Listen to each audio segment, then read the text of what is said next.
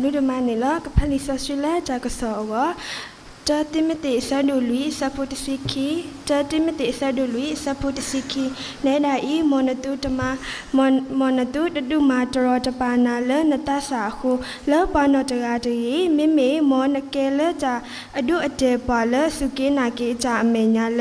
ဂျာကဒုလဲကြဖိကြမာလဲကြအေကြကွေလဲကြစုတာနာလဲကြဆောဆွေအပုတကီလီချီတခါမီဝဲတကောခန်းကြီးတကောရီတုဆာဒုတစီတဆပူလီခုတာအေတာကွီဝိတဆူတာခဲဒေါမာဂီတာဒေါတာအေတာကွီတတကဘာတာဘာတဘာဘာအတကဖလဘာတပါချောဘာအတဘာတမဘာတာဘာတရေတဘာနေဘာတခုဘာအဝဲတခုဘာအကြတာဝဲဘာအတဒူဒူချောဘာတဆိုးကမောဘာတာတာတော့ဘာအတတခုဘာလဲတာတော့တာလို့အပူဘာမိမိအတခုဝဲလဲတာအမီအတော်အပူလောခေဘကဟီလာကြဆက်ကဒလဲတရာမူဟဲလန်ဖဲအိုနေလားဆိုးစီလူပါကစားရဘလူဖူဒိုမာလေဟီယာတာခွက်တရတာစကတော့လေခဲရီလူပိုင်တာလေတော်တူလူကညောခရီပိုတာဖူဖူတော့စီလူပါစကောကွာလေဟီယာဘာ program committee ဘောလေဟီယာတာစကတော့လောစရတာတရာမူနေမောတရာခုစအဝဲဟီလိုယာ message လောဆေးဖုန်းလောတဲ့အဝဲတရားလေKisili to he takaso he no lo takaso lo tasa awo tiara se ni stro basa itu ba ye ba kutul manu klo le we te bagnyo klo lu bagnyo klo ni bo basa tono no le na pu lu pyo klo ko tono no bagnyo klo pyo klo te ti de so le chi mi si ke tia ni to ba a ka ti nya kana po ke te lu pyo klo we te noရှိစဖျားခင်ကုန်လုံးချီးမွမ်းပါတယ်ကျမတို့ဒီဖျားရှင်တက်ရှင်ခွင့်ပေးတယ်ကျန်းကျန်းမာမာနဲ့သွားလာနိုင်တယ်အခုလို့နေ့မှာပေါ့နော်ကျမဒီတောင်ကုန်းကင်နှစ်ချင်းတင်းတော်မှာ CSE program မှာပါဝင်ခွင့်ရတယ်နောက်ပြီးနည်း message ဝင်ငှခွင့်ရတဲ့အတွက်ကြောင့်လေကျေးဇူးတင်တယ်ဖိတ်ခေါ်ရဲနော် program committee နောက်ဆရာမကုဆကျွန်မမေးတော့ဘယ်လိုပြောရမလဲဘာသာစကားသုံးရမလဲပေါ့ကျမတို့ဒီခေတ်အခါတည်တဲ့အတိုင်းနော်ကျမတို့ဒီကျန်တဲ့ new generation တော်တော်များများကရင်စကားကလည်းဟိုနေပေါ့နော်တိတ်တော့ဟိုနေပေါ့ပြောထားမရှိနော်ဘာပဲဆိုတခါလေ international school တွေကပေါ်တော့ချွတ်အင်္ဂလိပ်လိုပဲပြောကြတယ်နော်ဆိုတော့ကျမဆိုလို့ကျမသမီးပြောနိုင်တယ်ဖတ်တတ်တယ်ရေးတော့တက်လောက်ကျန်းကျန်းရေးနိုင်မှာတော့မဟုတ်ဘူးကျမမြည်လဲကြလုံးဝမပြောတတ်တော့ငငယ်လေးကသူ့ကြည့်ခဲ့တယ်ဟိုနင်းပေါ့ဟိုသူအမလေးတွေကပြောနိုင်တယ်3-4နှစ်ဒါပေမဲ့လို့ preschool မူဂျူလဲထားလိုက်ရောဟိုမှာပြောရတာဗမာလူပဲပြောနေရတော့နောက်ပိုင်းကျမတို့ဖြစ်လဲပါတာပေါ့နော်ကျမတို့လဲအိမ်မှာလဲဗမာလူပဲပြောနေကြဆိုကလေးရသူအကျင့်တိတ် listening ဘိုင်းမရတော့နောက်ပိုင်းသူကတိတ်ပေါ့မပြောတတ်တဲ့အပိုင်းဖြစ်သွားတာပေါ့ဒီလိုပဲပေါ့နော်ဒီနေ့လူငယ်များများဒီ new generation တွေအားလေပေါ့နော်တချို့ကကရင်ဒါမဲ့လို့ကရင်စာတော့ samada နော် time ဆိုလည်းသင်ပေးပါတယ်နော်ဖြစ်နိုင်လဲကျမလည်းကရင်လို့ပြောချင်မှာဒါကျမကရင်ရောဗမာလိုပြောရင်အများဖြစ်စီရတော့နိုင်ဝဲဝန်းကျင်ပဲmessage ပေးတာပေါ့နော်ဆိုကရင်နဲ့ဗမာသားရောပြောလိုက်ရင်တော့နိုင်ဝဲကမကတော့ပေါ့နော်ဆိုတော့ကျမအခုပြင်းစင်လာတာဗမာလိုပဲနော်ပြောခွင့်ပေးပါလို့နော်ကျမဒီနေ့ပြောမယ့်အချက်ကတော့မင်းပါနော်အများလည်းသိပြီးသားဖြစ်မှာပါကျမတို့တရားတွေကိုဒီ message တွေကိုကျမတို့တခါတည်းတင်းငွေမဟုတ်ချို့ Wednesday ချို့ Bible study ရလည်းရှိတော့ဒါတွေဟာကြားနေတဲ့အချက်လက်တွေပဲဖြစ်မယ်နော်ဒါမဲ့ကြားပြီးရင်ကြားပေါ့ကျမတို့ကို remind လုပ်တဲ့သဘောထပ်လေ့လာတဲ့သဘောထပ်ကြားနာတဲ့သဘောအနေနဲ့ကျမတို့မယ်ကျမရွေးချယ်တဲ့ကျမ်းပိုက် social နဲ့ Sunday school တွေက by heart ရတဲ့ကျမ်းပိုက်ကလေးတွေဖြစ်နိုင်တယ်နော်ဆိုတော့ကျမဒီနေ့ခုနဖတ်သွားတဲ့ဟိုနင်းပေါ့နော်ချမ်းမဖတ်သွားတဲ့ကျမ်းပိုက်ပေါ့ကျမနှစ်ပိုက်ပဲဟိုဒီထဲမှာပေါ့နော်အဓိကနေရွေးထားတယ်အဓိကကြတော့တိမောသေဩဝါဒစာပထမဆောင်အခန်းကြီး4အငယ်7အဲ့ဒီကျမ်းပိုက်ကကျမဟိုငငယ်ဟိုတက်ခါစာအထက်တန်း ဘဝမှာရှိတဲ့အချိန်ကျမတို့အဲ့ချန်တမလို့သောတစီရရှိတာကိုနွေရသည်ဆိုလို့ရှိရင်အဲ့လိုရန်ကုန်တိုင်းအောက်ကထောင်အဖို့အောက်ကနေပြီးတော့စီအီလူငယ်တွေကိုချက်ရှာစီလူငယ်တွေခေါ်ပတမသောတစီတနေရာတွေသွားလောက်ကြတာပေါ့နော်အဲ့ဒီမှာ theme အနေနဲ့ပေါ့ scripture အနေနဲ့ရွေးထားတဲ့ကျမ်းပိုင်လေးဖြစ်ပါတယ်လူငယ်တွေလည်းဆက်ဆိုင်နေဆိုတော့နော်ကျွန်မတစ်ခေါက်ပြန်ဖတ်ပါမယ်သင်ဤအသက်အရွယ်နုပြိုသည်ကိုဘယ်သူမျှမချီမဲ့မြင်မပြုစေနဲ့စကားပြောခြင်းကြင်ကြံပြုမှုခြင်းသူတစ်ပါးကိုချစ်ခြင်းဝိညာဉ်သဘောရှိခြင်းတစ္ဆာဆောင်ခြင်းစင်ကြယ်ခြင်းအရာမှာယုံကြည်သောသူတို့အားပုံသက်တွေကိုပြလော့ဒီကျွန်တော်ငယ်ငယ်တုန်းကဒါတော့ကရင်လိုပဲဆိုရတာပေါ့နော်ကရင်လိုတော့အလှရပါတယ်ဒီကျမ်းတိမောသေဩဝါဒစာကျမ်းစာဝါဆိုလို့ရှိရင်ကျမတို့တမန်တော်ရှင်ပေါလုကရေးထားတာဖြစ်တယ်နော်သူရေးထားတာဘသူအတွက်လဲဆိုရင်သူကအင်တမန်ချစ်တဲ့နိဒီတိမောသေအတွက်သူရေးထားတာဖြစ်တယ်သူရဲ့ဏိဒံပြိုလေးဖတ်မယ်ဆိုလို့ရှိရင်ရှင်ပေါလုဟာဆိုရောမအကျဉ်းထောင်ကနေသူလွတ်မြောက်တဲ့နောက်မှာသာသနာလုပ်ငန်းကိုဆက်လက်လှုပ်ဆောင်ခဲ့အဲ့ဒါမှသူတိမောသေတို့တိတုတို့နဲ့လည်းသူကလက်လေပြီးတော့တရားဟောရတဲ့ပိုင်းလေးရှိတယ်ချိန်မှာသူကမာကေဒေါနိပြည်ကိုသွားเสียရှိပေါ့ခီးဆက်เสียရှိတဲ့အတွက်ကြောင့်ဒါတညာပြီးတညာလိုက်ပေါ့သာသနာလုပ်ငန်းတွေလုပ်တာဟုတ်အဲ့ဒီခါမှာသူကအေးဖဲမြို့မှာသူကတိမောသေသူထားခဲ့ရမှာဖြစ်တယ်အဲ့ဒီမှာတိမောသေကအသက်ငယ်ငယ်ပဲရှိတယ်ဒီမှာတင်းအုပ်ဆရာနေနဲ့သူကထားခဲ့ရမယ်ဆိုတဲ့အတွက်ကြောင့်တဲ့သူကတိမောသေငယ်ရတဲ့သူဖြစ်တဲ့ကြောင့်ဂျာနဲ့ believers ဒီပေါ့ယုံကြည်သူကသူအသက်ငယ်ပြီမဲ့သူကိုမထီမဲ့မြင်မပြောင်းသူလေးစားအောင်ပေါ့နော်သူကတိမောသေတိတင်တိထိုက်တာလေးတွေသူကညွန်ကြားပြီးတော့ရေးထားတဲ့ဟာလေးဖြစ်တယ်သူကတင်းအုပ်တောင်ထမ်းဆောင်မှုအတွက်နော်သူကလိုအပ်ချက်တွေနဲ့သူကအားပေးတယ်တခါတလေနင်းပေါ့ရင်ဆိုင်ရမယ်အခက်ခဲတွေနဲ့စိတ်ဓာတ်မကျဘူးသူအားပေးထားတာဖြစ်တယ်နောက်ပြီးတော့တရုပ်ဆာဖြစ်တဲ့ခါမှာသူတင်းတော့ခေါင်းဆောင်မှုနေရာသူယူရတော့မယ်လေအဲ့အတွက်ကြောင့်ခေါင်းဆောင်မှုအတွက်လေသူသွန်သင်ရတာမျိုးလည်းရှိတယ်အဲ့ဒီအချိန်မှာအဲ့ဒီအဖက်တင်းတော်အတွင်းမှာထိုးဖောက်ရမှားယွင်းတဲ့ယူဝါဒတွေအများကြီးရှိတယ်အဲ့ဒီမှာဆိုလို့ရှိရင်အဲ့ဒါနဲ့ပတ်သက်လို့ပေါ့တတိပေးဖို့ပေါ့ဆိုတော့သူကတိမောသေအားပေးဖို့သွန်သင်ဖို့နဲ့တတိပေးဖို့အတွက်အဲ့ဒီစာဆောင်ကိုရေးသားခဲ့တာဖြစ်တယ်သူကတိမောသေအင်တန်မှချစ်တယ်သူတခါငါသားဆိုတဲ့သုံးလုံးနေတော့သူသုံးလုံးထားပါတယ်ဒီရှင်ပေါလုကအဲ့ဒီကျမ်းစာထဲမှာဆိုလို့ရှိရင်သူသွန်သင်ချက်တွေဟာဘာတွေလဲပါအသင်းတော်မှာကျင့်ထုံနဲ့ပတ်သက်တဲ့ကျင့်ထုံတွေပေါ့နော်အသင်းတော်တွင်မှာစနစ်တကျတီဆောက်တဲ့စီကံဒီလံများကိုလည်းသူဟာဘ ਹੁ ပြုတ်ထားတာကိုတွေ့ရပါတယ်တဲ့ဆိုတော့ကျမတို့ကြည့်မယ်ဆိုလို့ရှိရင်ဒီရှင်ပေါလုကဒီတတိခန်းကြီး၄အငယ်7နေမှာဆိုလို့ရှိရင်သူက5 areas ပေါ့နော်တိမောသေတတိပြုတ်ဖို့အတွက်သူကအချက်5ခုပေါ့နော်သူကပေးထားပါတယ်အသိပေးထားတယ်အများကြီးတော့သူပေးထားတော့ဒီမှာအဓိကအချက်သူဘို့ချက်အနေနဲ့အဓိကအချက်မှာတော့ကျမတို့ကျမ်းပိုက်မှာပါတယ်လို့ပဲနော်စကားပြောခြင်းအရာမှာတော့တော်တော်ကြင်ကြံပြုဖို့နော်စကားပြောခြင်းဆို speech ကြင်ကြံပြုမှုခြင်းဆို conduct ပေါ့နော်တော့သူတစ်ပါးကိုချစ်ခြင်း love ဝိညာဉ်သဘောရှိခြင်းတစ္ဆာဆောင်ခြင်းနဲ့မှာ faith ပေါ့နော်စင်ကြယ်ခြင်းလို့ခေါ်တဲ့ purity မှာယုံကြည်သူတွေရဲ့ပုံသက်တွေကိုပြဖို့အတွက်နော်သူကအဲ့ဒီအချက်၅ချက်ကိုသူကဟိုစောင်းပြီးဘ ਹੁ ချက်အနေနဲ့သူထားပြီးပြောပြပါတယ်တဲ့ကျမတို့ဒီအချက်တွေကြည့်မယ်ဆိုလို့ရှိရင်ဒီအချက်၅ခုကလည်းတစ်ခုနဲ့တစ်ခုက link ဖြစ်နေတယ်နော်တစ်ခုချိတ်ဆက်နေတာပဲနော်ပြောမယ်ဆိုလို့ရှိရင်ဒီအချက်ပါအကြောင်းဒီအချက်ကလည်းဖြစ်လာတယ်ဆိုကျမတို့ကြည့်လို့ရပါတယ်တဲ့အမှန်တကယ်ကသူကဒီတိမောသေနော် to stand strong ခိုင်မာရပ်တည်နိုင်မှုအတွက်နောက်သူ့ရဲ့ identity ဖြစ်တည်မှုတွေလည်းသူလေးစားဖို့အတွက်သူကိုယ်သူလည်း confidence နော်ယုံကြည်မှုအပြည့်ရှိဖို့လည်းသူအားပေးတဲ့ဘောအဲ့လို confidence အပြည့်ရှိမှလည်းပဲတခြားယုံကြည်သူများအတွက်လည်း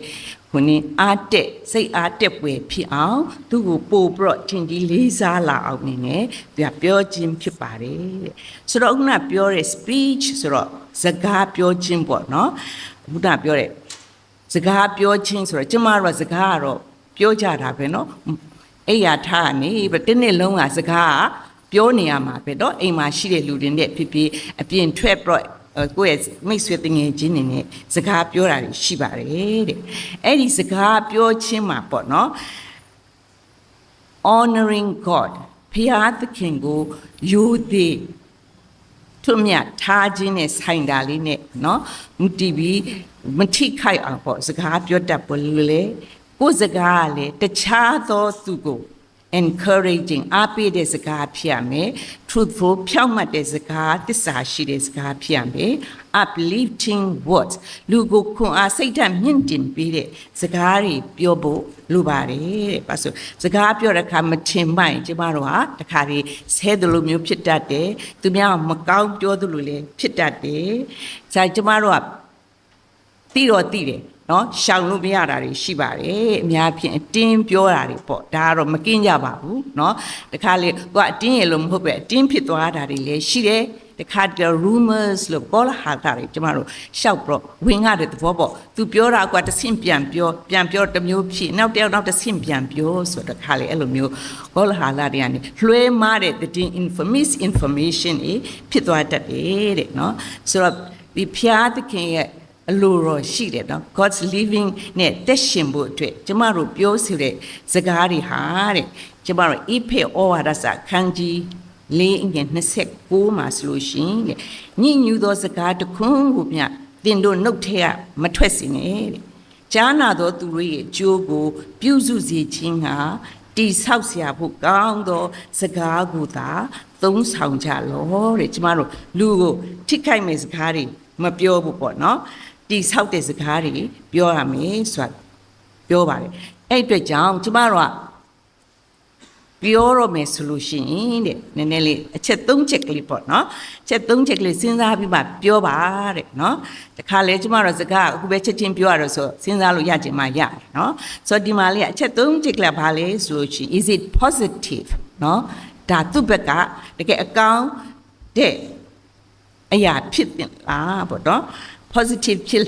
သူပြောလို့သူလက်ခံနိုင်တဲ့ဟာဖြစ်တာသူအတွက်ကောင်းကျိုးဖြစ်လာပေါ့နော် is it hurtful တဲ့နော်သူ့ကိုထိခိုက်နိုင်မလားနော်သူပြောရင်စိတ်ထိခိုက်မယ်နာကျင်စရာဖြစ်သွားမလားတဲ့ is it really necessary တဲ့လိုအပ်လားတဲ့ဆိုအဲ့ဒီချုပ်အချက်၃ချက်လေးပဲစဉ်းစားပြီးတော့ပြောကြပါတဲ့နော် positive လား hurtful ဖြစ်လား necessary ဖြစ်လားပေါ့နော်ဒီအချက်၃ချက်မှာ positive မဟုတ်တော့ဘူးသူ hurtful ဖြစ်နိုင်တယ်လို့လည်းမလို့ပါဘူးသို့ဆက်နော် unnecessary ဖြစ်မယ်ဆိုရင်တော့နင်ပါဇက်ကိုပိတ်ထားလိုက်တော့ပေါ့နော်မပြောတော့ပါနဲ့တဲ့နော်အဲ့လိုမျိုးသူပြောထားပါတယ်နော် your words have the power to uplift or tear down နော်ကျမတို့စကားလုံးတရားအင်မတန်မှပါဝါစွမ်းအားတကူရှိတယ်လူကိုမြင့်တင်နိုင်တာလည်းရှိတယ်လူကိုလည်းဆွဲချနိုင်တာလည်းဖြစ်တဲ့အတွက်ကြောင့်မှန်ကန်သောစကားကိုပြောဖို့လိုပါတယ်တဲ့နော်နောက်ချက်ကတော့ဒါကျမတို့ speech ကကျမတို့နေ့တိုင်းပြောနေရတယ်ဆိုတော့ကျမစကားပြောတဲ့အခါမှာတိဆောက်စရာစကားတွေဖြစ်ဖို့နဲ့ပြိုလဲတဲ့စကားတွေမပြောဖြစ်ပါအရေးကြီးပါတယ်တဲ့နောက်တစ်ချက်က conduct နော်ကျမတို့ရဲ့အပြုအမူပေါ့နော်ကျမတို့အပြုအမူကတော့လူတိုင်းအပြုအမူမျိုးမျိုးရှိတာပေါ့နော်သွားလာလောက်ကင်နေကြအပြုအမူတွေကတခါတည်းပြုမှုတဲ့အရာတွေကတင့်လျော်တဲ့ဟာရှိတဲ့ခါတည်းမတင့်လျော်တဲ့ contact တွေလည်းဖြစ်တာပေါ့တခါ through your behavior ပေါ့နော်ကျမတို့ကတခါကျမတို့ရဲ့ယုံကြည်ကိုးစားတဲ့ဘုရားကိုနော်သူများ reflect ဖြစ်အောင်သူများထင်မြင်လာအောင်နော်ကိုးစားစရာလို့ကျမတို့အပြုအမူလဲကျမတို့ဆင်ခြင်ဖို့လိုပါတယ်ဥပမာဖြစ်တော့ကိုမိသားစုမှာဆိုတော့ကို honor your parents ကိုမိဘကိုလေးစားပါနော်ကိုမိဘကိုမလေးမစားမချင်မငါနဲ့မပြောပါနဲ့တဲ့ဘာဖြစ်လဲဆိုလို့ရှိရင်ပြပကိုငငယ်တဲ့ကျွေးဝေးကြည့်ရှုစောင့်ရှောက်လာတယ်သူတို့ချက်မှတ်တဲ့စီကံဒီကိုကျမတို့ဖြစ်နိုင်လိုက်လျှောက်ပါပေါ့နော်ဘာလဲခု generation ဆိုကျမတို့ကtechnical technology တွေဤပညာနဲ့အများကြီးတိုးတက်တော့ကျမတို့သိတာများတယ်မိဘထက်ကိုတက်နေတအားများတော့တခါမိဘပြောလိုက် date out တာပေါ့နော်ခိနောက်ကြနေပြီဆိုတော့ကျမတို့အဲ့လိုမျိုးလက်မခံချင်တာတွေရှိတယ်ဒါပေမဲ့အဲ့လိုမလုပ်ပါကျ ကျမတို့မိဘတွေလည်း appreciation တော့လုပ်ရမယ်အခုကျမတို့ Facebook တွေဘာလေးပေါ်တယ်ဆိုလို့ရှိရင်တော့တော်တော်မြန်မာနော် appreciate လုပ်တဲ့နေ့ကတော့ Father's Day Mother's Day ဆိုတာနှုတ်ဆက်ကြတယ်နော်ပြီးတော့သူ birthday ဒီမှာနှုတ်ဆက်တယ်အဲ့ဒါလေးတွေကတော့အဲ့ရင်ချင်းကလစ်ထုံးစံလေးတာနော်နည်းနည်းတွေ့လာပါတယ်နော်အဲ့ဒါလေးတွေနဲ့ကျမတို့မိဘရဲ့နော်စိတ်ကျင်တတ်အောင်တခါလေကျမတို့မိဘတွေကဒီနီလန်နီးပညာတွေလိုက်လို့မမီတော့ကျမတို့ဆိုတိတ် Facebook တွေဒီလိုမျိုးဒီ password တွေပျောက်သွားမရှာတတ်ဘူးဆိုလူငယ်တွေပဲတခါကိုမြေကိုလုတ်ခိုင်းတယ်ပြတော့ကျမတို့ဒီခေတ်ကတခါတွေ bank တွေပါလွဲတာတို့ပတ်စံတွေလွဲတာတွေရှိ wait money တို့ KP အဲ့ဒါလည်းတိတ်လည်းမတတ်ဘူးဆိုလို့ရှိရင်လူငယ်တွေအားကိုးတာဒီမှာဆိုလို့ရှိရင်လူငယ်တွေကသူတို့ရဲ့ပညာပေါ့တံပိုးထားတဲ့အနေနဲ့ကိုမိဘတွေလူကြီးမိဘတွေဒီမှာသူတို့ဟိုနေကုညီပေးနိုင်ပါလေနောက်တော့ကျမတို့ဒီမိဘကို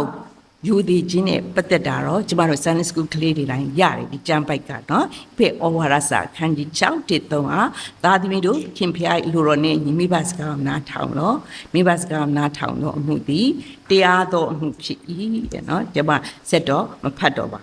ပြီးရင်ကျမတို့ကလူမှုရေးရတယ်အသင်းဖွဲ့နဲ့လှုပ်တဲ့ခါမှာတငယ်ချင်း big swing နဲ့ရှိတဲ့ခါမှာ respect others ပေါ့နော်သူများတွေကိုလေးစားမှုပြုရမယ်ဘာလို့လဲဆိုလေးစားတဲ့အခါမှာသူ့စီကလေးစားမှုသူအပြန်လိုချင်တဲ့မျောလင့်ချက်တော့လေးစားမှုတော့မပေးပါနဲ့တဲ့နော်ကျတော့လေးစားခြင်းအပြင်နော်ကျမတို့ကိုချစ်တဲ့ဖျားသခင်နော်ကျမတို့ပေါ်ယေရှုရှိတဲ့ဖျားသခင်အလိုတော်ကိုလိုက်လျှောက်ခြင်းဖြစ်ပါတယ်ဘုကျမ contact နဲ့ပတ်သက်လို့ပေါ့နော်ဟို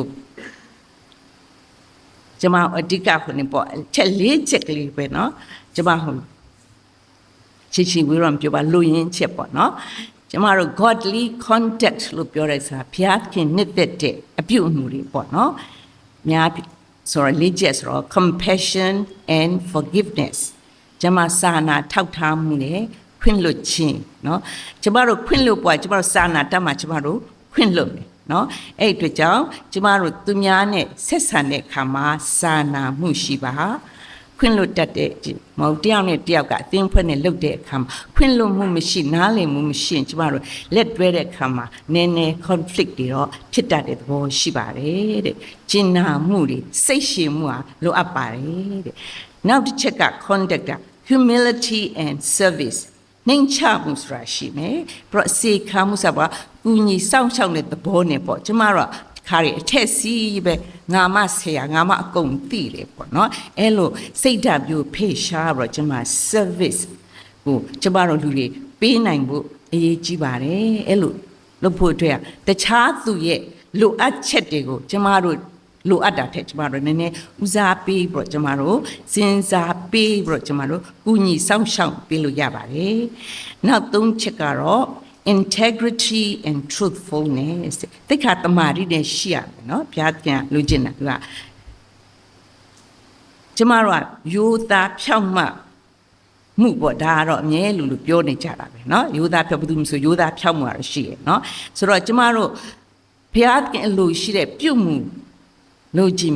လိုအပ်ချက်ကတော့ဘာလဲဆို your word is trustworthy ကျမတို့ပြောတဲ့စကားအမြဲယုံကြည်လေးစားအားထားရတဲ့စကားဖြစ်စေပါလိမ်လေလှည့်ဖျားတဲ့စကားမျိုးမဖြစ်ပါစေနဲ့တဲ့ပြီးတော့ actions စကားပြင်ကျမ actions သူအမှုရเนาะကျမတို့ပြုလုပ်ဆောင်ရွက်တာတွေဟာလည်းပဲကျမတို့ယုံကြည်နေတဲ့ဘာသာတရားနဲ့ဆက်ဆံဖို့เนาะ match ဖြစ်ကျမတို့နေဖို့เนาะပြုမှုဖို့အရေးကြီးတယ်ကျမတို့အဖွဲ့အစည်းနဲ့နေတဲ့အခါမှာလည်းပဲကျမတို့ကဂျားမှာဖြစ်နိုင် peace making ပေါ့เนาะပြေလည်အောင်လုပ်တတ်တဲ့သူတွေဖြစ်အောင်လေလို့တယ်တခါတွေအများနဲ့ဆိုတခါတွေဟိုသူပြောတာကိုနားမလည်တော့ကိုအချင်းမှားပြီးတော့ဖြစ်သွားတတ်တဲ့ကိစ္စเนาะကြောင်နဲ့ထောင်မခေါ်မပြောတာရှိဒါကျမတို့လည်းဟိုမိတ်ဆွေငယ်ချင်းနဲ့ပေါင်းလာတော့အခါကျမတို့သိတယ်လေအဲ့ဒီကျမအဲ့ဒီဂျားဒီပြီးတော့သူတို့နှစ်ယောက်ပြေလည်ဖို့အတွက်ပေါ့ဒါလေးကဘာမှမဟုတ်ပါဘူးเนาะကျမတို့အဲ့လိုပြေလည်ဖြည့်ရှင်းနိုင်တဲ့သူဖြစ်အောင်လေကျမတို့ပြေလည်မှုညှိနှိုင်းပြီးတဲ့လူအနေနဲ့ဖြစ်နိုင်ရမယ်အသင်းဖွဲ့နဲ့ဖွဲ့အစည်းနဲ့ဖြစ်ဖြစ်ပေါ့လှုပ်တဲ့အခါမှာကျမတို့အဲ့ကမှာသူ့ဘက်လိုက်ကိုယ့်ဘက်လိုက်နဲ့လှုပ်မယ်ဆိုလို့ရှိရင်ဒီခင်မင်မှုဖွဲ့ရတော့ပြိုလဲသွားနိုင်တယ်တဲ့ကျမတို့အမှန်တရားပဲယက်တီမယ်အဲ့လိုတင်းဖွဲ့တွေနဲ့မပြိုကောင်းကျမတို့ဂျားမှန်နေပေါ့ peace maker အနေနဲ့ဟ ကိုပြုမှုတတ်ဖို့လိုပါတယ်တဲ့နော်ဒါကိုကျမတို့ godly conduct မှာ compassion and forgiveness humility and service integrity and truthfulness peace making ဆိုတဲ့အချက်တွေကျမတို့လိုပါတယ်တဲ့ဆိုတော့ကျမတို့စာနာကျင်နာမှုတွေကျမတို့ဘယ်မှာပြလဲအများဖြစ်နော်အများဖြစ်အခုကျမတို့လောလောလတ်မှာဆိုလို့ကျမတို့ဒုက္ခရောက်နေသူအများကြီးနော်နီးမျိုးမျိုးနဲ့ပေါ့တချို့ကကပ်ဘေးစိုက်တာတွေစေကြောတဘာဝသူများလင်းတန်းကြောက်ဖြစ်တဲ့ရေကြီးရေရှမ်းတဲ့ဖြစ်ကျွာစစ်ဘေးရှောင်တာတွေဖြစ်တယ်အဲ့ခါမှာကျမတို့ကစင်ကျင်နာမှုတွေပြမယ်ကူညီနိုင်တဲ့နိုင်တဲ့လောက်လေကူညီနိုင်တယ်ဆိုလို့ရှိရင်ကျမတို့ကဒါ godly conduct မှာပါဝင်ပါတယ်လို့နောက်ကျမတို့ခုနပြောတဲ့တိမောသေကိုပြောတဲ့အချက်ပေါ့နော်အဲ့ဒီ5ချက်မှာကျမတို့က2ချက်ပေါ့နော် speech conduct ပြီးသွားပြီကျမတို့က love everyone နော် serve God by in your youth by loving everyone အဲ့လို loving လို့ပြောနိုင်တယ် love ကချစ်တာရိုးရိုးနဲ့ကိုမဟုတ်ပါဘူးเนาะဒီကျမတို့ကပြောတယ်တစ်ကောအခန်းကြီး73ငွေ4ကနေ6ဒီ love နဲ့အောက်မှာပတ်သက်တဲ့အရာတွေအကုန်လုံးပါပါတယ်ပေါ့เนาะမေတ္တာသည်စိတ်ရှိတတ်၏ကျေးဇူးပြုတတ်၏မေတ္တာသည်ဂုဏ်ပြိုင်ခြင်းမရှိဝါကြွားခြင်းမရှိမာမာနမရှိမလျောက်ပတ်စွာမကျင့်တတ်ကိုအကျိုးကိုမရှာတတ်ဒေါသအမျက်မထွက်တတ်အပြစ်ရှိသည်ဟုမထင်တတ်တဲ့နော်မတရားသောအမှု၌ဝမ်းမြောက်ခြင်းမရှိသမာတရား၌ရှိခြင်းဝမ်းမြောက်တတ်၏တဲ့ဆိုတော့ကျမတို့ဒီမေတ္တာအောက်မှာ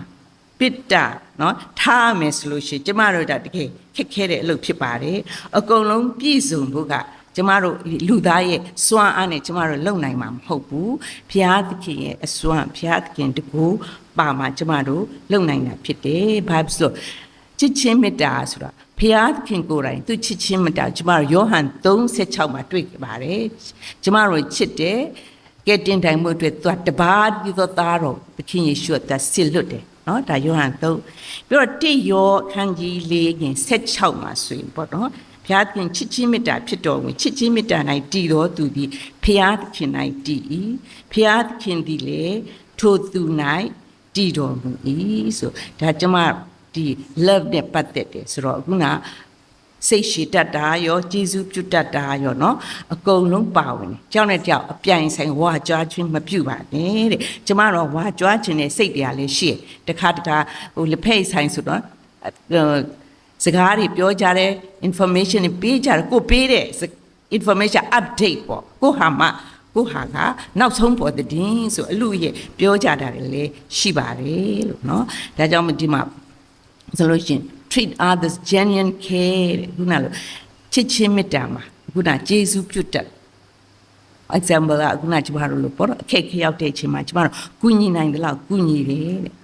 to the point of who are marginalized and overlooked တခါတည်းနှိမ်ချနေတဲ့လူကို to the point of ကျမတို့ကျေးဇူးပြုနိုင်ရင်ကောင်းဆုံးဖြစ်တယ်ဒါကလည်းချစ်ချင်းမေတ္တာကိုမျှဝေခြင်းဖြစ်ပါတယ်လို့နော်ကျမတို့နံပါတ်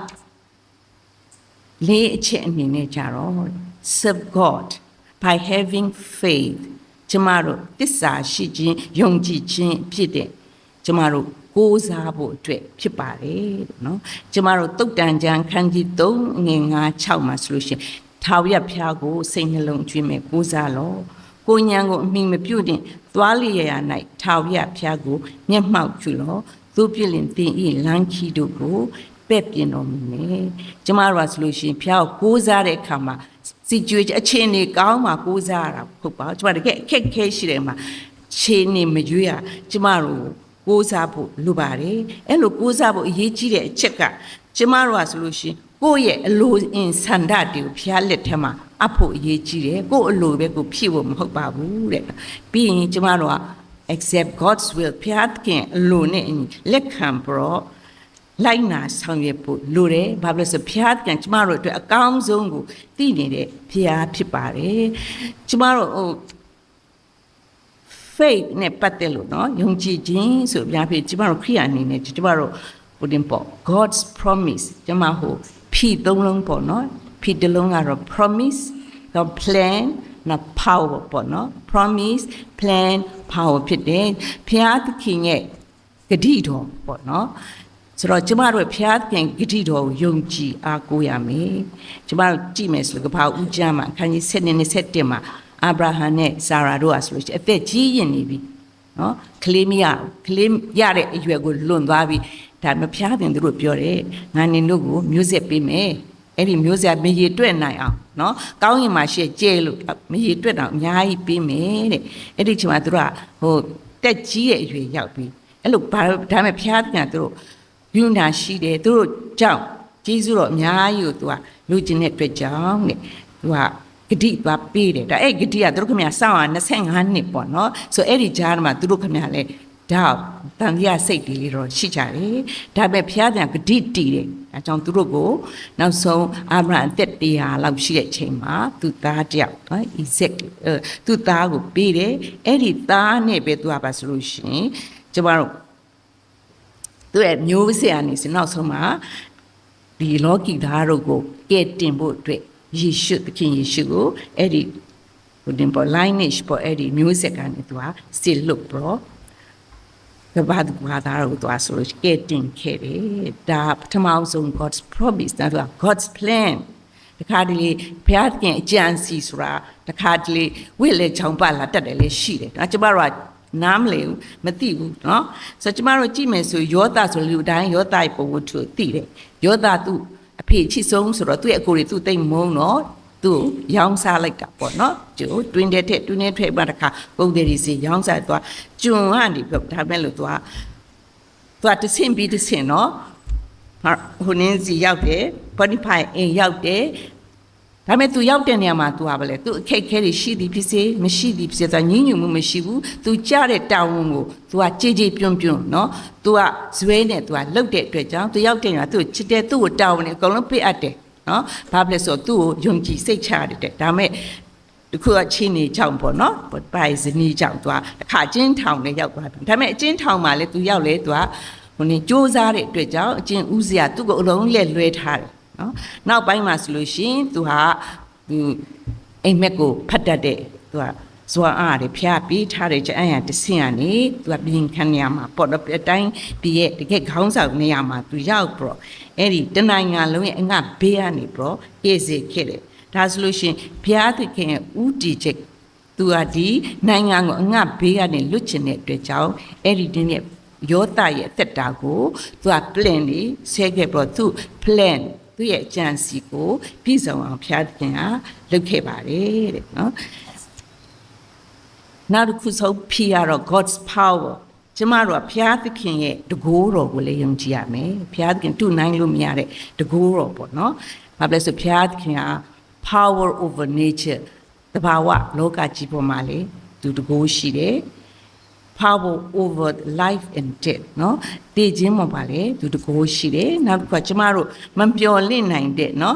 impossible situation လူသားရဲ့ညံနဲ့ကြံ့ရွတ်မမီနိုင်တဲ့အခြေအနေမှန်သမျှပေါ်မှာသူကထိန်းချုပ်ပြီးတော့သူ့တကိုးနဲ့အောင်မြင်တာဖြစ်ပါတယ်တဲ့ကျမတို့သူ့ရဲ့ nature တဘာဝလောကတရားကိုကြည့်မယ်ဆိုရင်တော့ကျမတို့ဒီဣသေလလူမျိုးတွေဒီဖာရောဘုရင်စစ်တပ်ကနေလွတ်အောင်သူဟာဆိုလို့ရှိရင် Red Sea ထွက်မြောက်အောင်ကြံဆက်လေးမှာကြည့်မယ်ဆိုပင်လယ်မျိုးနှချမ်းခွဲပေါ့တစ်ဖက်ကကုန်းပြောင်သူလို့တော့ဣတိလလူမျိုးရဲ့အဲ့ကုန်းကလေးကိုဖြတ်ကျော်ပြီးတော့ဟိုဘက်ကန်းကိုသူရောက်သွားတာပေါ့နော်နောက်တစ်ခုကျတော့သူတပည့်တော်တွေနဲ့လေပေါ်မှာရှိတဲ့ခါမှာမုန်တိုင်းတိုက်တဲ့ခါမှာဟိုလေဟာမှောက်တော့ပဲလေအဲ့ဒါမှတပည့်တော်တွေကသူခေါ်နိုးတယ်မှာသူကအိပ်ပျော်နေတယ်ခေါ်နိုးတဲ့ခါမှာသူကအဲ့ဒီမုန်တိုင်းပေါ့ဒီမုန်တိုင်းလေနဲ့လိုင်းတွေကိုသွားအမိတ်ပေးခြင်းအဖြစ်သွားဒီတကိုးနဲ့ကိုလေကညှိမ်သွားပါတယ်တဲ့နောက်တစ်ခုမှဆိုကျမတို့မမျှော်မှန်းနိုင်တဲ့ situation တွေပါလေသူဥမာအဖြစ်ကျမတို့ဒါဝိဒ်နော် David and Goliath နော်နောက်ရက်တို့ကြည့်မယ်ဆိုလို့ရှိရင်ဒါဝိဒ်လေးအကောင်သေးသေးလေးနော်တို့ပဲကြောင်းတယ်လို့ဘာမှခြား experience မရှိတရား Goliath တော့သူကတော့စစ်တပ်ဘုံမူကြီးအဆင့်ဆိုအကောင်ကလည်းကြည်အရွယ်ကြည့်မယ်ဆိုအရွယ်တွေကတခြားစီပဲကင်ထားတဲ့လက်တဲ့ကြည့်မယ်ဆိုဟိုလောက်လေးလောက်စလုံးလေးပေါ့နော်ဒီဘက်ကလက်တဲ့ပြည့်စုံတိုင်းနေပါတဲ့ဒါပေမဲ့လို့လေဘုရားသခင်တကိုးရယ်ဘယ်သူမှကြံ၍မမီနိုင်တဲ့ဒီအောင်မြင်ခြင်းခွင့်ကိုဒါဝိဒ်ကိုဘုရားသခင်ကပေးတယ်ကြောင့်လို့ကျမတို့ဒန်နီယေလဒီမိတ်ဆွေတွေကြည့်မယ်ဆိုမိတ်ဆွေ3ယောက်ကိုတကယ် တောက်လောင်နေတဲ့မိရှန်တဲ့ထက်တော်ညာလေဖျားကန်တကူတော့အပြင်သူတို့တွေဟာမိလောင်ကျွမ်းကျင်တခုဇဲမှမရှိဘာတန်ရမှမရှိပဲလွတ်မြောက်တာကိုတွေ့ရတယ်အဲ့မှာဖျားကန် impossible ကျမတို့မမျှော်မှန်းနိုင်တယ်မချင်မှန်းနိုင်တဲ့ situation မှာသူဟာဆိုလို့ရှိရင်အောင်နိုင်စုတဲ့တကူရှိပါတယ်နောက်တစ်ခု death ပေခြင်းကိုအောင်နိုင်တော့ကျမတို့အကုန်သိပါတယ် life and death เนาะသူကအသေးခံပြမယ်လို့ပဲခင်ယေရှုက3ရက်နေ့မှာထမြောက်တယ်ဒီအတိုင်းပဲသူက Lazarus 4ရက်ကြာသူမြုပ်နှံထားလေ Lazarus တဲ့ရှင်လာအောင်လေသူကလုံနိုင်တဲ့အတွက်ကြောင့်သူက power over life and death ဒါပေမဲ့ကျမတို့ကဒီဘုရားသခင်ရဲ့ promise plan brought power ကိုကျမတို့ကယုံကြည်ကိုးစားဖို့လိုတယ်နောက်ဆုံးချက်အနေနဲ့ကြတော့ကျမတို့အနေနဲ့ပေါ့ purity လို့ခေါ်တဲ့စင်ကြယ်ခြင်းပေါ့နော်ခုနပြောတဲ့5 areas မှာဆိုလို့ရှိရင်ကျမတို့နောက်ဆုံးကစင်ကြယ်ခြင်းပေါ့ဆိုတော့ဒီစင်ကြယ်ခြင်းဒီ areas ကကျမတော်ခက်ခဲတာပေါ့နော်ကျမတို့စင်ကြယ်တဲ့ပြောတဲ့ခါမှာဘယ်လိုစင်ကြယ်အတွင်းစိတ်နော်ကျမတို့အပြင်းမန်းတတာနဲ့เนาะကျမတို့ကဟိုအလှပတဲ့ခြေတပ်ပြီးစင်ကြယ်တာမဟုတ်ဘူးကျမတို့အတွင်းစိတ်ပြောပြီးဆိုအတွေးခေါ်ရလာမယ်အယူဆရလာမယ်ချင့်ချိန်မှုတွေကြင့်ကြံပြုမှုကဖျားရဲ့တန့်ရှင်းတဲ့သဘောနဲ့ကိုက်ညီဖို့လိုပါတယ်တဲ့အဲ့မှာစိတ်နှလုံးဖြူစင်ခြင်းတဲ့ဆိုတာဖျားခင်အလိုတော်ရှိတဲ့ဟာပဲဘာဆိုစိတ်နှလုံးကသူခန္ဓာကိုယ်အထဲမှာရှိနေတဲ့အရာဖြစ်တယ်စိတ်ငေါခန္ဓာကိုယ် action လှုပ်ဆောင်ဖို့အတွက်သူကတွန်းအားပေးတဲ့အရာဖြစ်တယ်တဲ့ကျမတို့တစ်ကောရင်သူခန်းကြီး6 session 20ဆိုကျင်းညုံပြောမယ်ဆိုလို့ရှိရင်သင်တို့ရဲ့ကိုယ်ခန္ဓာဟာတန်ရှင်သောဝိညာဉ်တော်ဗိမာန်တော်ဖြစ်ကြောင်းမိမိကိုယ်ကိုမပိုင်ကြောင်းပေါ့ဘုရားခင်ပိုင်လေဒါကြောင့်မလို့ကိုယ်ခန္ဓာတဲ့စိတ်ဝိညာဉ်အဖြစ်ဘုရားခင်ဂုဏ်တော်ကိုထင်ရှားမယ်ပေါ့နော်ကျမတို့ခန္ဓာကိုယ်ကလည်းဘုရားခင်ပိုင်ဆိုကျမတို့ကြည့်တဲ့မျက်စိတွေကျမတို့ရဲ့ပါးစပ်တွေပြောမယ်စကားလုံးတွေကျမတို့မျက်စိကဘာကိုကြည့်လဲဆိုကျမတို့အများကြီးကြည့်နိုင်တယ်ဘာလို့ဆိုအခုကဖုန်းတစ်လုံးနဲ့အကုန်ဖွင့်ကြည့်ရင်အကောင့်တွေအဆိုးတွေကျမတို့မြင်နေရတယ်ပေါ့နော်ဆိုတော့ကျမတို့အဲ့ဒီမှာကျမမျက်လုံးတွေကဘာတွေကြည့်လဲနော်ဖျားခင်ရဲ့ဘုန်းင်းပေါ့လူစင်ဆန်တဲ့ညီတဲ့ဟာတွေကျမတို့ကြည့်တာဟုတ်ရဲ့လားဆိုကြည့်တယ်အဲ့လိုပဲကျမတို့ကအပြောအဆိုလဲအဲ့လိုပဲကျမတို့ရဘုရားသခင်လိုအပ်တဲ့နော်အပြောဆိုစကားတွေကိုပြောတတ်လားနော်နောက်ပြီးတော့ကျမတို့စားတဲ့တောက်တဲ့အာဟာရတွေစားတောက်တဲ့အခါမှာစားတဲ့အစာမှာမူရည်ဆေးတွေပါလားနော်ဒါကျမခန္ဓာကိုယ်ထဲဝင်သွားမယ့်ဟာတွေကျမခန္ဓာကိုယ်တန့်ရှင်းအောင်ထားမယ်ဟုတ်ဘုရားသခင်ဗိမာန်တော့ဆိုတော့ကျမတို့တောက်သုံးတဲ့ဟာတည်ရတွေပါလားဆိုတော့နော်စားတောက်တာရောနော်ကျမတို့ကြည်တာလုတ်ခိုင်မှန်နေမြဆိုလို့ရှိရင်ကျမတို့ခန္ဓာကိုယ်နဲ့ဆက်တဲ့ခန္ဓာကိုယ်ကGod's temple ဘုရားသခင်ရဲ့ဗိမာန်တော်ဖြစ်တဲ့အတွက်ကြောင့်ခန္ဓာကိုယ်တန့်ရှင်းစင်ကြယ်ခြင်းဖြစ်အောင်လုပ်ပါတယ်တဲ့နော်နောက်ပြီးတော့ကျမတို့ကစိတ်ထိန်ချုပ်ဖို့လေလို့တယ် purity ထဲမှာဗာလေစိတ်ကမထိန်ချုပ်နိုင်ရင်မဖြစ်သင့်တာတွေဖြစ်သွားတာတွေအများကြီးရှိပါတယ်လို့နော်စိတ်ထိန်ချုပ်တာနဲ့နော်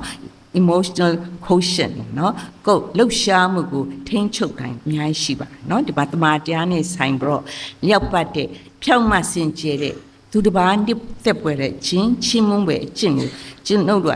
ကျမတို့ကနှလုံးသွင်းဖို့လိုအပ်ပါတယ်အဲ့ဒီမှာကျမတို့ကိုစိတ်ထိန်းချုပ်နိုင်တာဖြစ်ပါမှာပါကျမတို့ဒီလူတွေနဲ့ပတ်သက်ပြီးကျမ်းပိုက်ကတော့guidance တော့ဆန်လန်ခန်းကြီးချက်16ငွေ9မှာဆိုလူပြိုသည်မိမိသွားသောလမ်းကိုဘယ်သို့တန့်ရှင်းစေနိုင်မည်နည်းဟုမူကားနှုတ်ကပအတိုင်းတတိပြုရမယ်တဲ့နော်ဒါကတော့ကျမတို့ကြားအကုန်လုံးကြားဘူးတယ်ဖတ်ဘူးတာဖြစ်မှာပဲနော်ကျမတို့အဲ့လိုပေါ့ဒီအချက်တွေကိုကျမတို့ကြားနေတာပဲနော်သိနေတယ်ဒါပေမဲ့ကျမတို့ခါတွေပြုမှုတွေဖြစ်ဖြစ်ကျမတို့စိတ်အားဖြင့်တခါတော့ကျမတို့လိုက်မမိနိုင်မကိုအစွန်းကိုအားနဲ့ကိုလိုက်လို့မမိဘူးပေါ့နော်ဒါမဲ့လို့ဘုရားသခင်ကတော့သစ္စာရှိတယ်နော်ဂုဏရှိတယ်ခွင့်လွတ်ခြင်းရှိတယ်တဲ့ကျမ်းစာလူသားတွေဟာအပြစ်အနာအစာနဲ့မကင်းဘူးဆိုတာတတ်မှတ်ထားပြီးတာဒါသို့တော်လေတန့်ရှင်းစင်ကြယ်အောင်ကျမတို့လမ်းဖွင့်ထားပေးပါတယ်တဲ့အဲ့ဒီမှာဘုရားသခင်ဒီ1ရောမှာကျမတို့အခန်းကြီး1ကိုမှာကျမတို့ဂတိပေးထားပါတယ် ကိုအပြစ်တို့ကိုဖော်ပြတောင်းပန်လျင်ငါတို့အပြစ်များကိုလွတ်၍ဒုစရိုက်ရှိသမျှနှင့်ကင်းစင်စေခြင်းကဖျားသခင်သည်တစ္ဆာတရားနှင့်၎င်းဖြောင့်မတ်ခြင်းတရားနှင့်၎င်းပြည့်စုံတော်မူရဲ့တဲ့ကျွန်မတို့ပြောအပြစ်သားတွေပဲเนาะစ조사ပြီးလှုပ်ဆောင်လဲကိုယ်စွမ်းအားနဲ့ဘယ်တော့မှလှုပ်လို့မရဘူးဒါပေမဲ့ဘုရားသခင်ကိုချင်းကပ်ပဲကိုယ့်အပြစ်တို့ကိုဘုရားသခင်ဖော်ပြတောင်းပန်ဖို့ဟာအရေးကြီးပါတယ်ဘုရားသခင်ခွင့်လို့ပွား ready ပဲအစဉ်လေးရှိပါတယ်တဲ့ဒါနဲ့ဆက်ဆက်ပြီးကျွန်မပြောမယ်ဆိုလို့ရှိရင်တော့เนาะအကုန်လုံးချုပ်မယ်ဆိုလို့ရှိရင်ကျွန်မတို့လူငယ်တွေเนาะဒီဒီကာလမှာဆိုလို့ရှိရင်ကျွန်မတို့ခေတ်ကာလရေဒီယိုတစ်မျိုးပဲရှိတာเนาะကျန်တာဘာမှမရှိဘူးဘာမှမသိဘာမှနားမလဲအကုန်လုံးတကားပိတ်နေတယ်လို့ဖြစ်တာပေါ့ဒါမဲ့အခုခေတ်လူငယ်တွေကလေးလပိုင်းဒီတစ်ခါတစ်နှစ်ဆိုပါလေတယ်လီဖုန်းကိုကလိကြည့်တတ်ပြီးလူကြီးတွေပြလိုက်ဒါမဲ့တခုတော့အကောင်းလေးရှိတာပေါ့အများအပြားအကြောင်းတွေသွားစရာမလိုတခါတလေ self study နဲ့အဲ့ဒါကိုကြည့်ပြီးတော့လေသူတို့ဟာ language learning ကိုလုပ်တာလေတွေ့ရတယ်တော်တော်များများအခုကလေးတွေကအဲ့ဒီကောင်းတော့ရှိပါတယ်လို့နော်ဆိုတော့ကျမပြောချင်ကျမတို့လူငယ်တွေအနေနဲ့ပေါ့နော်လူကြီးတွေလည်းပါပါတယ်လူကြီးတွေကိုလူငယ်အတွက်စဉ်းစားပြီးပေါ့နော်ကျမတို့ဒီ church တွေပါနော်အသင်းတော်မှာလာတော့ဟိုနေကုညီလှုပ်ဆောင်ပေးတဲ့ခါမှာဒါလေဖျားရဲ့အမှုတော်ကိုလုပ်နေတာပါပဲနော်ဒီစင်မောမှာတက်ပြီးတော့တရားဟောမှာနော်ကျမ်းစာတွေသင်ပြမှာအမှုတော်မဟုတ်ပါဘူးကျမတို့ကိုဖျားသခင်ပေးထားတဲ့ gift talents လေးတွေရှိတယ်ပါရမီလေးတွေရှိတယ်အဲ့ဒီသိထားတဲ့တတ်ထားတဲ့ဟာနဲ့ကျမတို့ဆိုလို့ရှိရင်ဆက်ကနိုင်တယ်အခုလည်းဆက်ကနေကြပါเนาะကျမတို့ကြည့်မယ်ဆိုလို့ရှိရင်အချိန်ပေးပြီးခွာရလာကျင့်တယ်ခွာရဆိုဖို့ကကျင့်ရတယ်အဲ့ဒါလည်းအချိန်ပေးရတာပဲเนาะဒါလူငယ်တွေရှိတယ်နောက်အတီးမုတ်တရောတွေဆိုလို့ရှိရင်လေထိုးရတာလေသူတို့ကလေဆိုလို့ရှိရင်လာပြီးတော့ကျင့်ရပြုရအချိန်ပေးရတာပေါ့เนาะအဲ့ဒီတွေ့တာလေဖျားမှုတော့ဆောက်ပါဝင်နေဖြစ်တယ်ဒီမှာကျမတို့ decoration လာလုပ်တယ်သူတက်တဲ့ပညာတဲ့အလှလာဆင်တာတွေလည်းရှိပါတယ်ဒါတွေလည်းအမှုတော့ဆောင်ရွက်ထဲမှာအစိတ်ပိုင်းတွေပါဝင်ပါတယ်လို့ကျွန်တော်တို့လှုပ်ဆောင်နိုင်ပါတယ်ကျမတို့ကြည့်မယ်ဆိုလို့ရှိရင်ပေါ့နော်ဟို computer လုံးကြည့်မယ်ဆိုလို့ hardware နဲ့ software နှစ်ပိုင်းရှိတာပေါ့ကျွန်တော် computer ကျွမ်းတာတော့မဟုတ်ဘူးเนาะဒါပေမဲ့ဥပမာအနေနဲ့ပြောတာเนาะcomputer လို့ hardware လို့ပြောလိုက်ပြီးဆိုတာသူ monitor သူ screen ရှိမယ်သူ keyboard တွေရှိမယ်မှာ mouse တော့ mouse တော့ laptop မှာတချို့ mouse မလို့ပေါ့ဒါသူ hardware ပေါ့ဒါပေမဲ့ computer လို့သူ operate function လုပ်နိုင်ဖို့ဒီဘက်ကသူ့အထက်ဘာထည့်ရလဲဆို system တွေ application တွေเนาะ program တွေထည့်ရတယ်ဆိုတော့ကဒီ computer program မထည့်ကိုပဲဆိုဘယ်ဟိုမှာပဲဘာမှသွားသုံးလို့မရအောင်ဒီအတိုင်းဒီ program တွေ application တွေကလည်း computer မရှိလဲသူသွင်းစရာနေရာမရှိဆိုတော့သူတို့ hardware နဲ့ software နှစ်ခုပေါင်းမှဒီ computer ဆိုလို့ရှိရင်အလုပ်လုပ်နိုင်တာပဲဒီနည်းအတိုင်းပဲเนาะကျမတို့ဒီမှာဆိုလို့ရှိရင်ဖျားသခင်ပေးတဲ့နော်ကျွမ်းကျင်မှုတွေ skills တွေနော်တက်ကျွမ်းမှုတွေရှိပါတယ်အဲ့ဒီတက်ကျွမ်းမှုဆိုလို့ရှိရင်လေကျွန်မနှစ်ပိုင်းခွဲလို့ရတယ် hard skills နဲ့ soft skills ဆိုတာရှိပါတယ်နော် hard skills ဆိုတာပါတယ် what you do လုပ်တဲ့ဟာတွေကိုလုပ်တတ်အောင်သင်ထားတဲ့ပညာတွေက hard skills တွေပဲနော်အများဖြင့်ဘိုလင်းပေါ် computer တက်ဖို့တဲ့ computer သွားသင်ရတယ်ဆရာဝန်တယောက်ဖြစ်ဖို့အတွက်ပါလေဟိုနေဒီ MC ပေါ့နော် Institute of Medicine ကိုတက်ရတယ်နော်အဲ့လိုပေါ့ဒီ hard skill တွေရလာဒီ hard skill ရမှာကျမတို့အလုပ်ကိုလုပ်နိုင်မှဖြစ်တယ်တဲ့ဒါဖြစ်လို့ဒါဟိုကျောင်းဒီသင်တန်းဒီမှာကျမတို့ဟိုနေသွားယူလို့ရတဲ့ skills ပေါ့နော်တစ်ဖက်မှာအဲ့ဒီ skill နဲ့အလုပ်လုပ်တော့ရတယ်ဒါမဲ့ရေရှည်တိုးတက်ဖွံ့ဖြိုးဖို့အတွက်ကျမဒီဘက်က soft skill ကလည်းကူညီရတဲ့အပိုင်းတွေရှိတယ်နော် soft skill ကိုပြောမယ်ဆိုလို့ရှိရင် communication လည်းပါနော် communication ဆက်သွယ်မယ်ပြောဆိုမယ်နားထောင်မယ်သူများပြော communication ပြောပြီးကိုပြောဝယ်မဟုတ်နော်သူများပြောတာ listening လုပ်နိုင်မှလည်းကိုကပြန်ဖြေတတ်တယ်ရှင်းပြတတ်မယ်နော်ကျမတို့ဒီလို soft skills က team work နော်အသင်းဖွဲ့နဲ့လုပ်တတ်တဲ့စိတ်ဓာတ်တွေရှိရမယ်နော်ပူးပေါင်းလုပ်တဲ့စိတ်ဓာတ်တွေရှိရမယ်ပူးပေါင်းလုပ်တယ်ဆိုတော့အခုနလို့ပေါ့မပြေလည်တာရှိကျမစစ်ဆက်ညှိနှိုင်းပြီးတယ်အဲ့ဒါ team work လို့လေ adaptability ဆိုတာညှိနှိုင်းပြီးတော့လုပ်နိုင်ရမယ်ဖြစ်လာတဲ့အခြေအနေဖြစ်လာတဲ့ပတ်ဝန်းကျင်နဲ့ လိုက်ရောညူရတခါတည်းလေကျမတို့တခုခုလောက်တော့မစေကျင့်ရပြရမယ်ဆိုတကအချိန်မိုးရထားလို့ချိန်လိုက်ရတယ်အဲ့ဆိုတော့ adapt လို့တော့ချိန်လိုက်ရပြီဆိုရင်အချိန်ကိုရွှေ့လိုက်တာဘောချေဒါနမူနာပေါ့နောက်ပြီးတော့ကျမတို့ဒီ soft skill time manage ကျမတို့တခါတလေအစီအစဉ်တွေပါလေစီစဉ်ဆွဲတယ်เนาะအစီအဝေးတွေပါလေလုပ်မယ်ဆိုလို့ရှိရင်လေကျမတို့တိတိရောက်ရင်လုပ်နိုင်အောင် time တွေ management လုပ်ရတော့ဆုံးမှာဆိုလို့တခုကတော့ emotional intelligence ဒါ emotional quotient ကိုယ့်ရဲ့စိတ်လှုပ်ရှားမှုဒီကိုကျမတို့ထိန်းချုပ်နိုင်တဲ့အရာတွေဖြစ်ဖို့လိုတယ်တဲ့ဒါမှမဟုတ်ဘူးလား communication teamwork spirit ရှိလားเนาะကျမတို့ IQ EQ ပေါ့ကျမတို့ emotional quotient เนาะအဲ့ဒီဟာလေးထိန်းချုပ်နိုင်တဲ့စိတ်ရှိဖို့ကလေအရေးကြီးပါတယ်အခုနောက်မှာ hard skill อ่ะဒီလို soft skill တွေကပါဝင်တွန်းအားပေးမှဆိုကျမတို့ကအလုပ်တစ်ခုကိုပြီးစီအောင်ကျမတို့လှုပ်ဆောင်နိုင်မှာဖြစ်ပါတယ်လို့เนาะကျမတို့ကြည့်မယ်ဆိုလို့ရှိတော့ဟိုနင်းပေါ့ကျမတို့လူငယ်တွေကျမ future နဲ့ hope တွေရှိတယ်အနာဂတ်ကာလမျှော်လင့်ချက်တွေရှိတယ်ကျမတို့မှာ strength အင်အားတွေရှိပါတယ်တခါတလေဟိုအလုပ်တွေများတယ်เนาะဒီခါလူငယ်တွေအလုပ်တွေတော်တော်များတယ်เนาะလုပ်စရာအများကြီးရှိပါတယ်เนาะအဲ့ဒီခါမှာလဲပင်ပန်းစိတ်ဓာတ်ကြမယ်ဆိုလို့ရှိရင်ကျမတို့ရဲ့ဖရာသခင်ရဲ့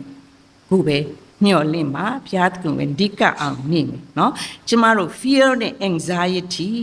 စိုးရိမ်ပူပန်မှုတွေကိုလည်းကျမတို့အောင်မြင်လာအောင်လို့ကျမတို့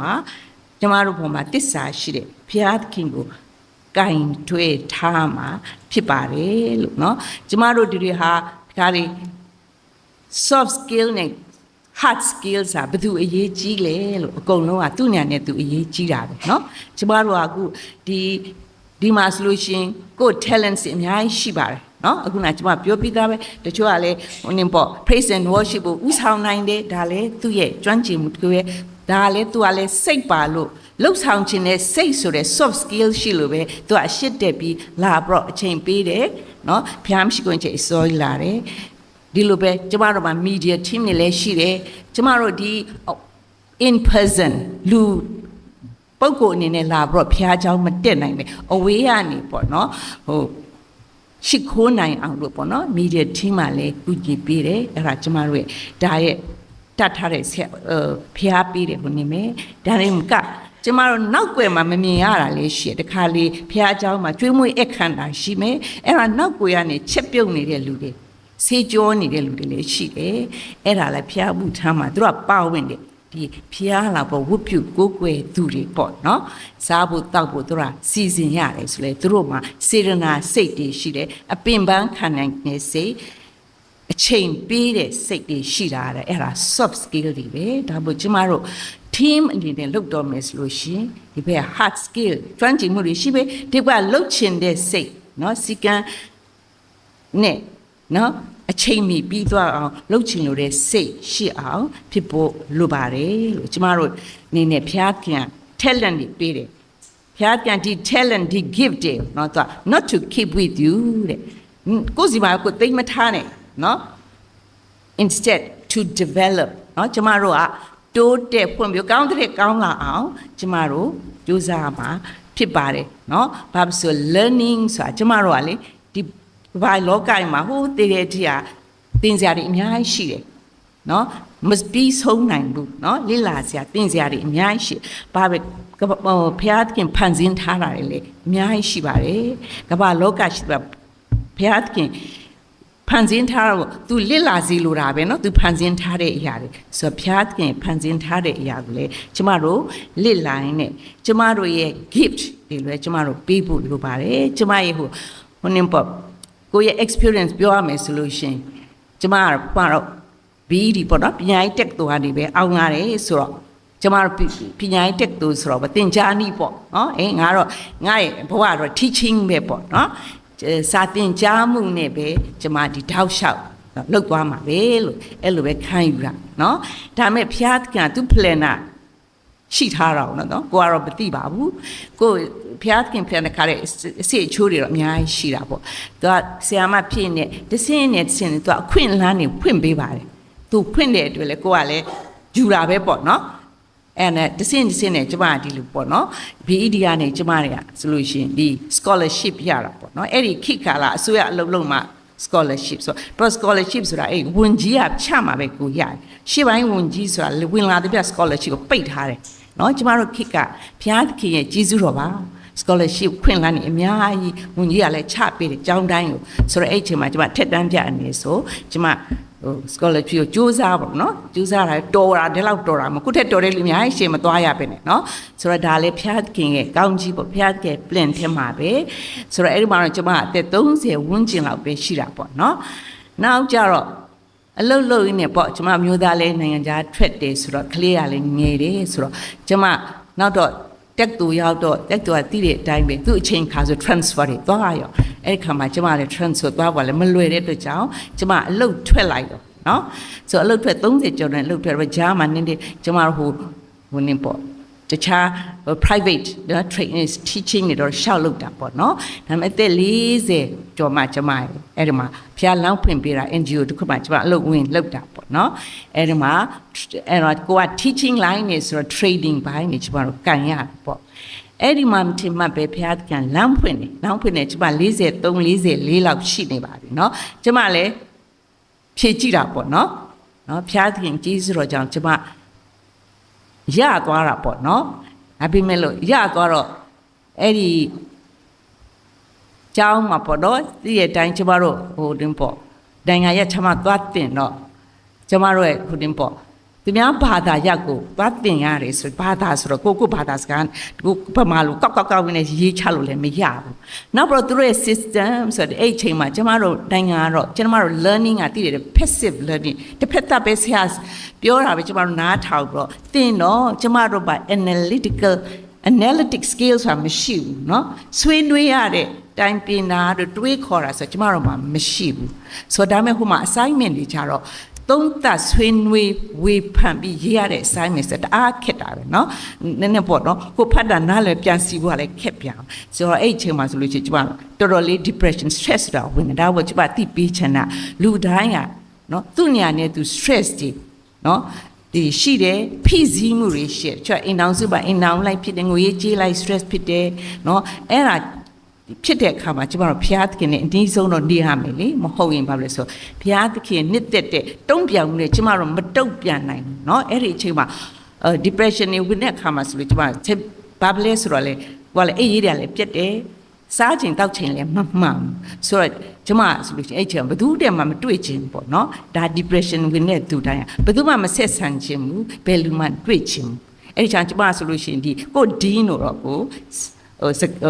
စာရေးပါဒီလိုဖြစ်တယ်အဲ့ဆိုသူကတိတယ်ကျောင်းမှာဘာလဲဆိုတော့ကျမကြောက်တယ်လူတိုင်းကတော်တော်များများ depression တွေဝင်တော့တချို့ဆိုလို့ညတကောင်ကြီးမှလေဟိုကြောက်ကြီးစီဖုံးဆက်ကြတယ်နော်သူတို့ကိုသူတို့မထဘာမှညာမှမသိတော့ဘာလဲဆိုကျမတို့အလုံးသိမယ်လေတခါနော် depression ဝင်ပြီးဆိုဒါရုံမထိန်နိုင်ကိုတောင်ပြန်စီရင်တဲ့အခြေအနေတွေရှိတယ်ဆိုတာကျမတို့ရဲ့ကြားသိကြမှာပေါ့နော်နာမည်ကြီးတယ်ချမ်းသာတဲ့အမှုပညာရှင်တွေလေကျမသိတယ်ဆိုကြောတွေမင်းသားမင်းသမီးနိုင်ငံသားတွေရှိတယ်နော်သူတို့ကိုသူတို့တော့ suicide လုပ်ရတယ်ဒါမှသူတို့ကချမ်းသာကြွယ်ဝနေပဲဘာ suicide လုပ်စဒါမဲ့ဒီ depression ရွတ်တော့မခံနိုင်တော့တဲ့ကြောင့်နော်ဒါကြောင့် emotional quotient လေဒါလည်းပါတာပေါ့နော်ကိုမထိန်နိုင်တာတွေရှိတဲ့အတွက်ကြောင့်ဒါမှဖျားသခင်နဲ့နီးဆုံးနေအဲ့ချမှာသူကစီစဉ်ပေးပါတယ်သူကလူတိုင်းကအကုန်လုံးကကျမတို့ psychologist တွေတော့အဲ့မှာဟို counselor တွေလည်းရှိတာပေါ့နော်ဒီကျောင်းသားတွေကိုဒီလိုမျိုးဟိုဆွေးနွေးတိုင်ပြီးမယ်လူတွေရှိပါတယ်ပြီးတော့ကိုယ်တင်ငယ်ချင်းတွေကလည်းတည်တယ်အဲ့မှာကိုခေါ်ဖိတ်ပြီးဟိုနင်းပေါ့ dinner တွေကျွေးကြဝိုင်းပြီးစကားပြောကြဆိုတယောက်နဲ့တယောက်ကပါလေတွန်းအား encouraging လုပ်ရတဲ့အပိုင်းရှိတယ်ဆိုတော့ကျမတို့အခုခေတ်လူငယ်တွေကကျမတို့နိုင်ငံရေးအခြေအနေအရလဲကျမတို့စိတ်လုံခြုံမှုဆိုတာမရှိပါဘူးเนาะဘာလဲဆိုတော့မိဘတွေကလည်းစိုးရင်ရတာပဲကျမတို့ကတခါလေချွတ်မိသားဆိုတာမိသားစုပြည့်စုံနဲ့နေရတဲ့ခွင့်တာတိတ်မရှိကြတော့ဘူးเนาะကြောတာဒါသမီးတို့ဟိုအပြင်ထုတ်ပြီးတော့တင်ဟိုနေပညာရေးတွေသတ်တင်ရတယ်ကျမမှလည်းကျမတို့လင်မြန်းနှစ်ယောက်ပဲရှိတယ်လေသမီးကလည်းသူ့သားနောက်လိုက်တယ်ဆိုတော့ကျမအိမ်တော်စုမှာနှွေးထွေးမှုဆိုတာမရှိဘူးကျမငယ်လေးမောင်နှမတွေနေခဲ့နှွေးထွေးမှုမျိုးကျမတို့ပြန်မရနိုင် နော်ဒီလိုအချိန်မှာဆိုလို့ရှိရင်တခါလေကျမတို့ကိုဟာကိုနေတခါလေဟိုအင်တာနက်ကဟာကြည့်ပြီးတော့လေစိတ်ဓာတ်ကြစရာတွေတွေးပူစရာတွေရှိတာတွေရှိတယ်အဲ့ဒီကကျမတို့အနည်းဆုံးကကျမတို့ဖျားသခင်နဲ့အနည်းဆုံးနေပြီးတော့ဖျားစရာခွန်အားကိုယူမယ်နောက်ကျမတို့ရဲ့ဖျားသခင်ပေးတဲ့ gift တွေနော် talent တွေကိုကျမတို့အကျိုးရှိစွာတဲ့နော်ဖျားသခင်စီမှာဒီအသင်းတော်စီမှာပေးအပ်ဆက်ကနိုင်ဖို့အရေးကြီးပါတယ်အားလုံးကိုဘုရားရှင်ကောင်းကြီးပေးပါစေလို့ပြောချင်ပါတယ်ယေရှုတင်ပါတယ်